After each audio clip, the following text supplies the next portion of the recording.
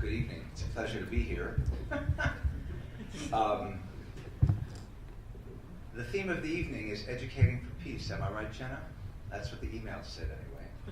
And I thought I would share a few thoughts about those words and how one can understand them in a historical and cultural and ultimately linguistic context.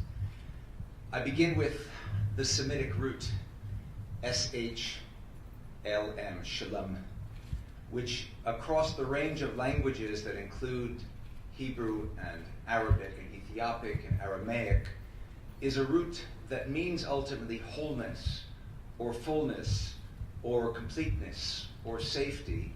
And that root, of course, is at the base of the word in Arabic, salam, or the word in Hebrew, shalom, which means peace.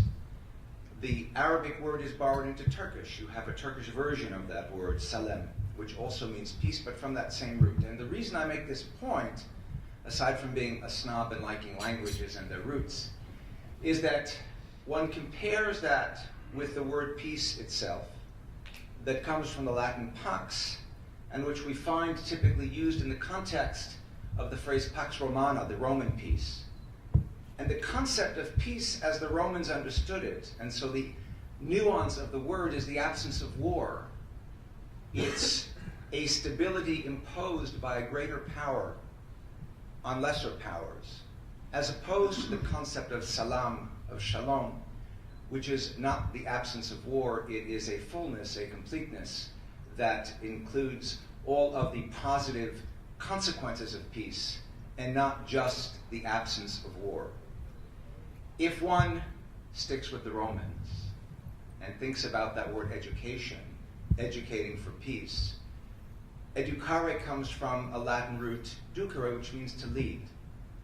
So to educate is to lead. To educate educators is to lead leaders. It's to lead leaders then toward a fullness of peace that is ultimately the ambition and the opportunity that organizations such as the two that have sponsored this evening's dinner have in mind in what they are about. Education is something that, on the one hand, takes place in school. School, of course, once upon a time, as the word would indicate, was something reserved for the wealthy. It comes from a Latin word, scholia, that in turn comes from a Greek word, schole, and schole in Greek means leisure. So school in Athens was reserved for those who had the leisure, because their daddies didn't need them in the marketplace to be working with them and could send them to school to study and think about things that they were privileged to study and think about. That was the world from which Plato came. It's the world from which his master Socrates came. It was a world in which Socrates and Plato evolved a system of education that was called dialogue, in fact. The notion of dialogue for them was the idea that if I'm seeking after truth, I can't trust myself with my subjective way of being to get there by myself. A safer route to truth is if I engage in a conversation and a discussion with one or more other individuals, because they'll point out the flaws in my thinking, just as I can point out the flaws in theirs. We can critique each other. We can together try to come to an understanding of what goodness is, what piety is, what justice is, what self-restraint is. And ultimately, Plato created an institution away from the streets, the deme, called the academe, the academy, in which individuals would be free in a kind of formal, informal setting to consider these kinds of issues and ideas. And he broke from the notion of school as something reserved only for the privileged few, because the ideal school that he developed that would lead to the ideal community that he hoped to develop, that which he sketched out in his work, The Republic, was one which had a place for everybody within it. So the notion of educating, of leading towards truth, leading towards justice, leading towards piety, leading towards peace, was something that everyone needed to engage and in which everyone needed to be engaged. His goal ultimately was to train people to think, because that, he said, is what we as humans are most and best at. It's what distinguishes us from other species, our ability to think. Humanity is contrived of human beings. And humanity is ultimately the term that he used rather than Greeks, Athenians, males, females. Humanity means not just one branch of humanity, not just this or that part, not just this or that religion, not this or that ethnicity, this or that nation, this or that race, this or that culture, not this or that socioeconomic class, but everybody. Humanity is defined by its ability. We are defined as humans by our ability to think. So to lead is to educate to think about the difference between peace and salam shalom, the nuances that distinguish absence of war from a fullness of life lived in more than just an absence of war. Thinking in fullness and wholeness, not about simply accepting or enduring the differences that others offer, but embracing those differences.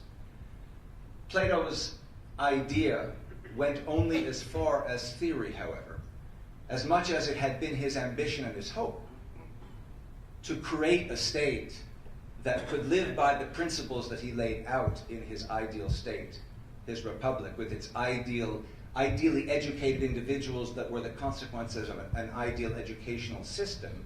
It went no further than theory, alas, for him. He could not translate what he would call logos, talking about it, to ergon, which is acting on it. And the idea of training, of leading, of thinking, to discuss, but also to act, is on the other hand what his heir, some 24 centuries later, about whom you've already heard several times this evening, Fethullah Gulen, is all about. Fethullah Gulen, in his thinking, thinks not just about thinking, but thinks about action. That's what was referred to by Emrah as hizmet in Turkish, service, acting to serve others. The Gulen movement, the movement that bears his name, is a movement that is devoted to the building of peace through the educating of individuals to think about what peace means and to act on what that thinking means about. Gulen schools teach not just to think and not just to talk, but also to act. And formal school education is, of course, only one way in which one can think, talk, and act, and serve. The kind of informal education that ATFA and the Rumi Forum engage in is, of course, the other side of the same sort of educational coin. The Rumi Forum, as you also have heard, is named for a 13th century wizard, a mystic, a poet, who way in advance of his time repeatedly spoke about how in God's eyes, neither Jew nor Muslim nor Christian nor Zoroastrian nor pagan, all are roads to myself, none to be judged as better or worse than any other. A remarkable kind of statement for someone in any era, certainly in the 13th century. Rumi is the quintessential, the original universalist. He who himself came from two worlds, from Persia and Turkey. He wrote and spoke and taught in Farsi and in Turkish. Because Rumi understood that the God to whom he directed himself is ultimately a God of thinking and acting and a God of peace, and El Shalom, and As-Salam, one of the 99 names of God in Islam, in Arabic. And he also understood what Socrates and Plato had understood, and what Gulen understands, and what everyone seated here understands. So I'm actually just telling you what you already know.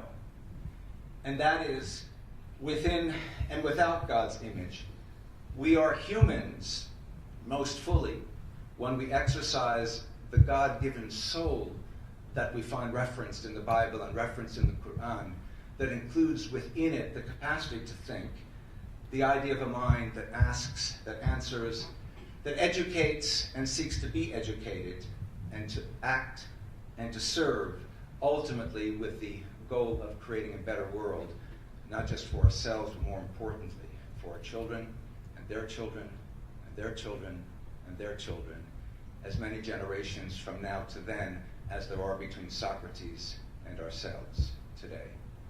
Thank you all very much.